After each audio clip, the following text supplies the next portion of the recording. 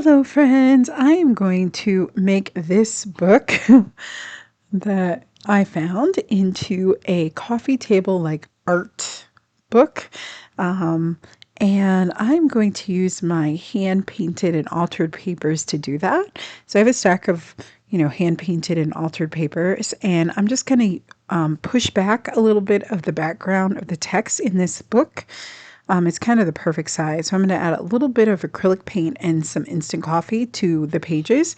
And I'm going to use either credit card or a brush. It doesn't matter which one. And I'm going to spread that out.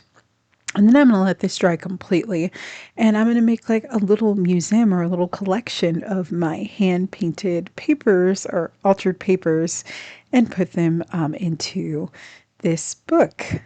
I love like coffee table art books. I think they're so cool and you can learn just so much. And I think that sometimes we can, want to do things with our art, but even, painting a piece of paper, I think, is a piece of art, and it's something that can be admired. And these papers bring me lots of comfort and give me lots of peace, and they inspire me a lot too. So I'm just going to take a piece of them and just put them into this little book, and hopefully I'll fill it with more and more of these beautiful hand painted papers, and it'll get bigger and bigger and bigger, and I can really enjoy it and use it as inspiration, and just because it makes me happy. It's important to have art pieces that, just make you happy. And we don't have to, make everything into something, or it doesn't need to be, even useful. Even just looking at a piece of art, even a simple piece of art like a painted paper, I think has value, and it's really, really important. So for this one, I just used a brush and a little bit of the instant coffee. You could just, use a different color paint that would work out too, or do, whatever you want. But I really love adding instant coffee to my pages, and I love how it mixes in with that white paint. So yeah, that's what I'm doing. But I thought I would share this process with you.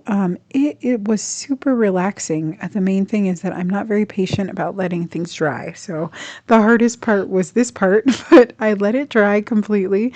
And I did a whole chunk of these pages, and I let it dry for a couple days, did a few pages at a time. And this one got stuck, so I'm going to take that apart, and it's going to rip a little bit, but that's totally fine. And I am going to kind of go through my paper stash and my collection and start adding papers. I do have an art subscription club where you get like a set of paper packs. So a lot of these are offcuts from that, because every month we have a different theme. So this one is like napkins that I glued onto a piece of vintage book page. So that one's really fun. So I'm going to take some glue stick, and that's how I'm going to apply them. And I cut everything down to rectangles because, this is not a very big book. It's like the size of my hand. And then this is a stack of all these beautiful papers. If you are looking for a ton of ways to make your own hand painted and altered paper, I did do a challenge too. So you can go check that out. It's on my YouTube and Instagram and Facebook and all the places. But it was a really fun process and a really fun challenge. So you can go check that out if you want to make one of these little books too. Or you probably have a stash of beautiful paper that you've made too, so that works out too. So I'm just going to cut things down to what size I want and just decide where I'm going to put them. It's just really pretty. And a lot of these pages I was super inspired by, and they're some of my favorites, and I want to remember the technique, and I just want to look at them too. So that's why I'm making this little art book. That's just going to be a sense of inspiration. And this is a rubbing that I did on brown paper.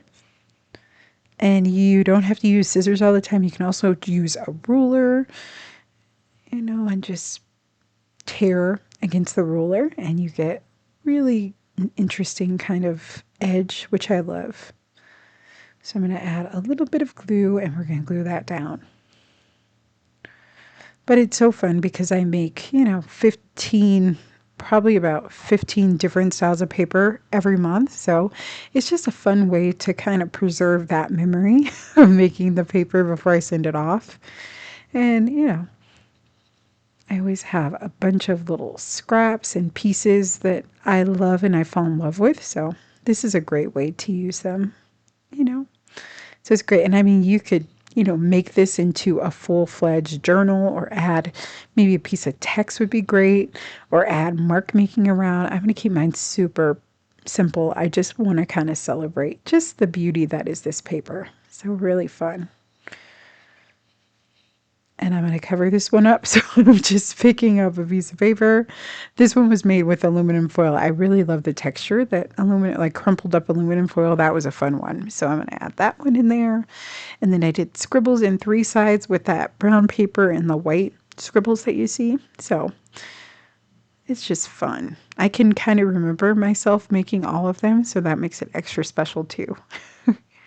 So I'm going to add some glue stick, and I'm just going to keep working in this journal. I'll give you a flip through at the end, but let me know if you want to see how this progresses, because I would love to share more pages with you as we go along. So yeah, and I have a whole stack, as you can see, that I need to use. And then this is like a vintage arithmetic book that I got. I think I got it as an estate sale, so it actually has handwriting on it. It's really cool.